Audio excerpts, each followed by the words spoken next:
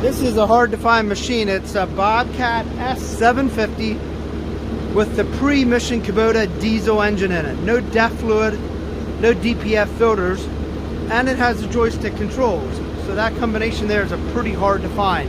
Pre-Emission joystick controls and an S750 in very, very nice condition.